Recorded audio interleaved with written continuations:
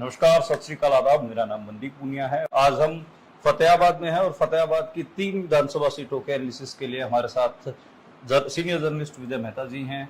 और वो जो स्ट्रीट मेल डेली जो है सांध्य अखबार यहाँ का, जो शाम को जो अखबार निकलते हैं, परंपरा हालांकि भारत में बहुत कम हो गई है, लेकिन विजय मेहता जी जैसे बहुत सारे लोग हैं जो अभी भी इस परंपरा को बचाए हुए हैं और वो हमारे साथ मौजूद रहेंगे। इनसे हम बात करेंगे। सर, सबसे पहले तो हम फतेहाबाद सीट से शुरुआत करते हैं। शहर की सीट बीजेपी से दुड़ाराम बिश्नोई, भजनलाल जी के भतीजे, और जो कुमारी शैलजा के एक हिसाब से कहे जाते हैं कि सिरसा लोकसभा में जो सबसे चहेते बलवान सिंह दौलतपुरिया कांग्रेस से टिकट लेके आए। हालांकि एक एआईसीसी में भी विनीत पूनिया है, वो भी ट्राई कर रहे थे यहाँ से टिकट के, लेकिन बलवान सिंह दौलतपुरिया को टिकट हुआ। और इनेलो पार्टी से सुनैना चौटाला।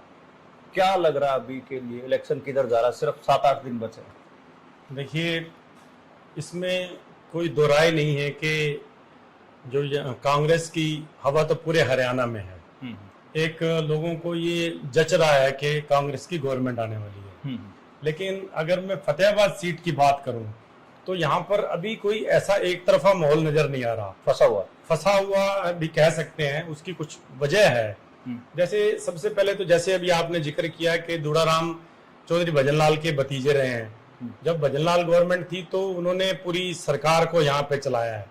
तो आप ये मान के चलिए कि उनकी जड़ें बहुत गहरी हैं। वो उन्होंने पंचायत से चुनाव शुरू किया। जिला परिषद आपके हिसार के भी जिला परिषद के वाइस चेयरमैन भी रहे, चेयरमैन भी रहे। तब हिसार और फतेहाबाद एक ही जिला होता था जी। उसके बाद उन्होंने यहाँ पर बाई इलेक्शन भी लड़ा और 2003 में 2005 में जब भजनलाल यहाँ पे सरकार में थे तब वो यहाँ से विधायक बने। तो 2 बार वो विधायक चुने जा चुके हैं। अब तीसरी बार वो फाइट में है। तो एक तो वो वेल नोन फिगर है। इस वजह से उनको हम लोग एक तरह से आउट नहीं कर सकते इस रेस में।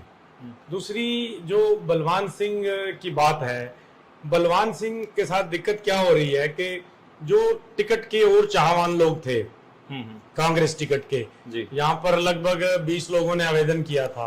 लेकिन जो मुख्य तौर पर प्रहलाद सिंह गिलाखेड़ा थे, जो पिछली बार यहाँ जो विधायक भी रह चुके हैं, डॉक्टर वीरेंद्र सिवाज जिन्होंने पिछली बार यहाँ से जजपा की टिकट पर 74,000 वोट लिए थे, और विनीत पूनिया, उन्होंने भी यहाँ पर अपना बड़ा जनाधार बनाया था। लगातार इलेक्शन से 1-2 साल पहले वो इतने सक्रिय हुए थे कि अगर आप शहर में घूमेंगे तो काफी जगह उनके बैनर पोस्टर भी नजर आएंगे।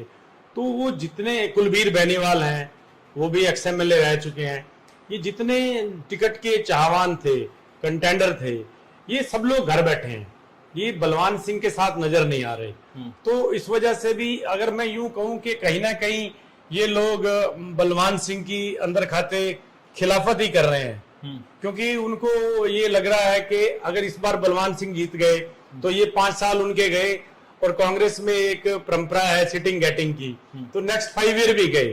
तो 10 साल तक वो चाह नहीं रहे कि बलवान सिंह जीते। तो इस वजह से वो अंदर खाते जितना नुकसान करने की कोशिश कर रहे हैं और कितना कर पाते हैं ये तो कुछ कह नहीं सकते। क्योंकि आजकल बड़ा मुश्किल होता है कि आप अपने लिए तो वोट ले सकते हो, किसी को कह के वोट दिलवा नहीं सकते, कटवा नहीं सकते। तो एक तो ये इशू है। और दूसरा, यहाँ पे इनेलो ने भी एक बड़ी सशक्त प्रत्याशी उतारी है, सुनैना चौटाला, जो उनकी परिवार की है। वो बट्टू बेल्ट में बहुत सक्रिय हैं। देखिए, यहाँ पे बलवान सिंह का जो स्ट्रेंथ है वो जाट वोटर है।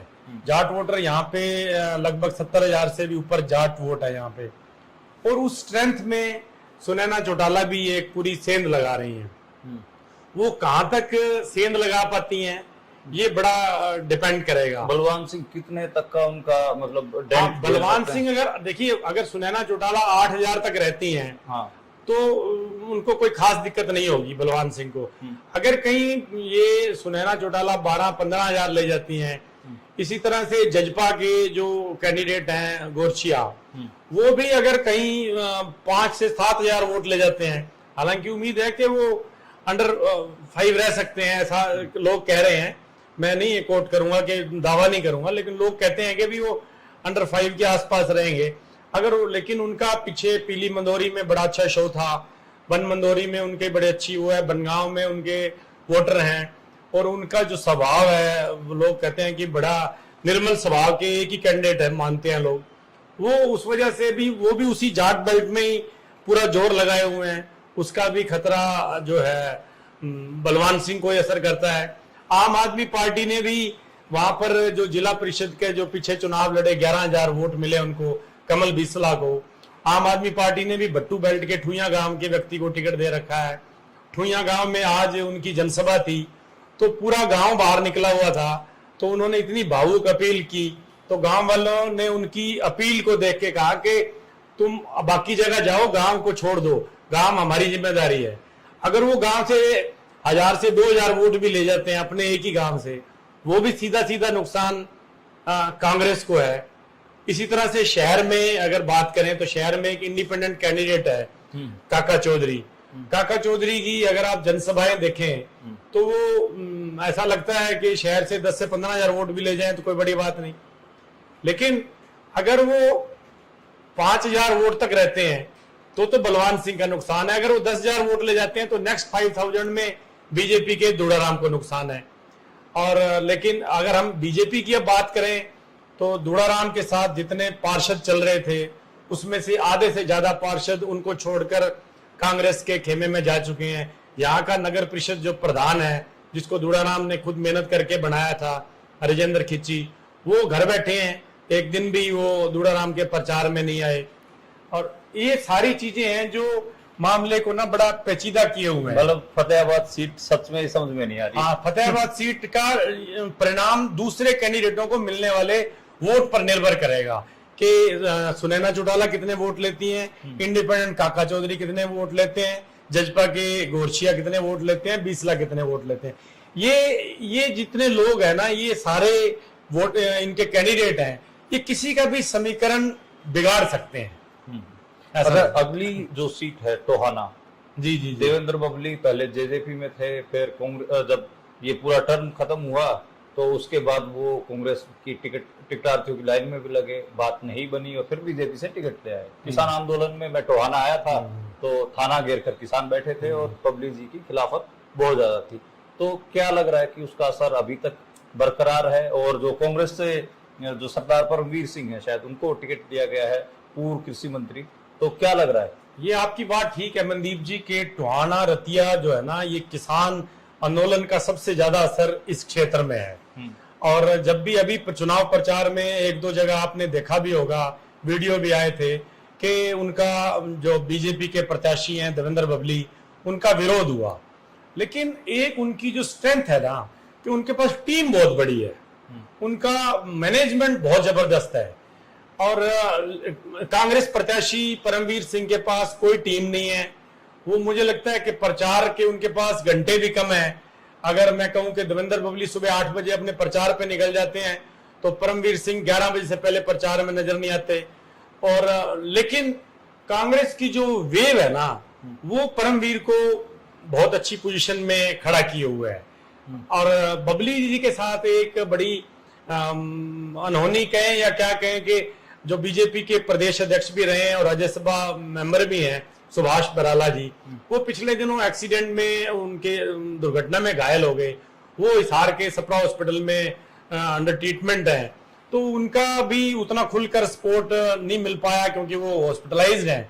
लेकिन उनके वर्कर तो निकले हुए हैं। लेकिन अगर सुभाष बराला वहां बराबर कंधे से कंधा मिलाकर खड़े होते तो बबली मुकाबले में जबरदस्त नजर आते।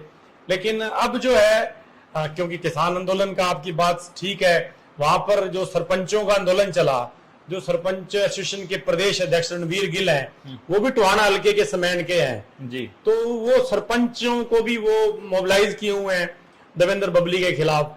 वो कोशिश भी कर रहे हैं देवेंद्र बबली और उनके ब्रदर के सरपंचों को न्यूट्रलाइज किया जाए। लेकिन सरपंच उनकी अपनी मांगे हैं, उनका आंदोलन आपने देखा ही है कि वो अगर किसी से सबसे ज्यादा नाराज हैं तो देवेंद्र बबली से हैं। इन चीजों का असर तो चुनाव पर पड़ेगा ही। रतिया सीट से टिकट खड़ा लक्ष्मण नापा का, और फिर वो छाड़ मार के कांग्रेस में, और उधर से सुनीता दुग्गल बीजेपी से टिकटार्थी बनकर आई और अपनी टिकट लेके आई, उम्मीदवार बन के आई। और कांग्रेस ने जो जरनैल सिंह है उनको दोबारा मौका दिया है। क्या लग रहा है कि क्या ये सीट भी टोहाना की तरह किसान आंदोलन के प्रभाव से छूती नहीं है? सुनीता दुग्गल जो कि सांसद रही हैं, कितना कमाल कर पाएंगे? नहीं, देखिए, किसान आंदोलन का असर रतिया में भी पूरा है, इसमें कोई शक नहीं। अगर रतिया की घग्गर पार की बेल्ट देखें तो मैक्सिमम वोट वहां पे सिख वोटर है। हाँ। और मुझे तो यूं लगता है कि 1984 के बाद पहली बार जो सिख है वो कांग्रेस के साथ इतना मतलब खुल के पहली बार नजर आ रहा है। जब 84 के जो दंगे हुए उसके बाद सिखों ने कांग्रेस से मुंह मोड़ लिया था। लेकिन अगर पिछले लोकसभा चुनाव की बात करें या विधानसभा की बात करें तो अगर सिख वोटर को सबसे ज्यादा नाराजगी है तो बीजेपी से लगती है, और वो रतिया हल्का तो सिख डोमिनेंट हल्का माना जाता है। तो इस बात का, आपकी बात ठीक है कि वो सब लोग किसान भी हैं, तो किसानी का वहां पे असर है। बीजेपी ने कैंडिडेट बड़ा सोच समझ के उतारा है, क्योंकि जितनी मेहनत सुनीता दुग्गल कर सकती है, जितनी अप्रोच, जितनी घरों में पर्सनल वो जा सकती हैं, लेडीज को अट्रैक्ट कर सकती हैं, जितना सहज उनसे मिलना है उतना और कैंडिडेट से मिलना नहीं हो पाना था। कैंडिडेट उन्होंने बहुत सही उतारा है। लेकिन वहां के हालात, अगर जरनैल सिंह का पिछला चुनाव देखें तो मात्र 1000 वोट से वो हार गए थे।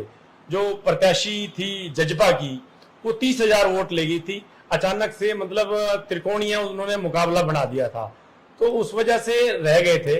लेकिन इस बार अभी पीछे बिडाना में दीपेंद्र हुड्डा ने जनसभा की थी उनके हक में। अगर आप उस जनसभा की रिकॉर्डिंग देख लें तो मुझे लगता है काफी चीजें बड़ी क्लियर नजर आ रही हैं, उसमें पिक्चर बड़ी साफ नजर आ रही है। लेकिन दुग्गल के साथ ये है कि मंजू बाजीगर जो पिछली बार 30,000 वोट ले गई थी, और बीबो इंदौरा जो जिला परिषद में उन्होंने बड़े अच्छे वोट लिए, मेंबर भी चुनी गई, और बीएसपी के जो प्रत्याशी थे छिंदरपाल, तीनों लोग दुग्गल के साथ आगे खड़े हो गए हैं। तो इस वजह से दुग्गल भी बड़ी कोशिश कर रही है कि मुकाबले को पूरा कांटेदार बना सकें। लेकिन वहां का जो माहौल है वो अभी उनको, जरनैल सिंह को कांग्रेस की हवा का फायदा मिलता नजर तो आ रहा है। जी, तो फतेहाबाद की 3 सीट एक मोटा मोटा आकलन समझ में आ गया कि फतेहाबाद ज्यादा फंसी हुई है और टोहाना और रतिया कहीं ना कहीं थोड़ी सी कांग्रेस को एज अभी दिख रही है। हालांकि इलेक्शन तो हर रोज पलटता है। हाँ। 7 दिन, अभी 7 दिन पड़े हैं, कोई भी समीकरण ऐसा हो सकता है, एक नेता के मुंह से कोई ऐसी बात निकल सकती है जो पूरा माहौल पलट देती है। हमारे हिंदुस्तान में तो इलेक्शन भावनाओं पे होता है, गणित पे कम होता है, तो पता नहीं कब क्या हो जाए। जी, ऐसा मुझे लगता है कि हमें इंतजार करना पड़ेगा 5 अक्टूबर तक आखिरी परिणाम के लिए। अच्छा, एक आखिरी सवाल छोटा सा कि जो ये इलाका है ट्रेडिशनल चौटालाओं के चौधरी देवलाल परिवार के प्रभाव का माना गया, और हर बार मतलब ठीक ठाक वोटें लेके जाए गए, और इवन रतिया में तो 4-5 बार उनके विधायक भी रहे हैं, और टोहाना में भी रहे हैं, और फतेहाबाद से भी रहे हैं। क्या लग रहा है आपकी बार की लोकदल फोर्सेस कहाँ, दोनों ही जज्बा और इन लोग कोई क्रेडिबिलिटी? जब से दोनों इन परिवारों का आपस में डिवीजन हुआ है उसके बाद इनको संभलने का मौका नहीं मिला। जो इनके नेता लोग थे जो चुनाव लड़ते थे वो डिफरेंट पार्टीज में चले गए। जैसे रविंदर बलेला इनके विधायक रहे हैं, वो बीजेपी में है। जरनैल सिंह भी पहले, जो आज कांग्रेस के रतिया से सशक्त नजर आ रहे हैं, वो भी पहले इनेलो में थे। इसी तरह से फतेहाबाद में भी जो इनेलो के जो मुख्य लोग थे, जो बलवान सिंह कांग्रेस की टिकट पे लड़ रहे हैं, ये भी इनेलो से टिकट पे यहाँ पर विधायक रहे हैं। तो उस तरह से वो दमदार नेता अब इनेलो के पास रहे नहीं। अब इनेलो को जहां जहां भी आप इनेलो मुकाबले में है, चाहे सरसा जिले में है, चाहे वो परिवार के लोग ही मुकाबले में नजर आते हैं। इसके अलावा जैसे आपने मुझे जिक्र भी किया था कि बरवाला और नरवाना में ही इनेलो का होल्ड नजर आ रहा है।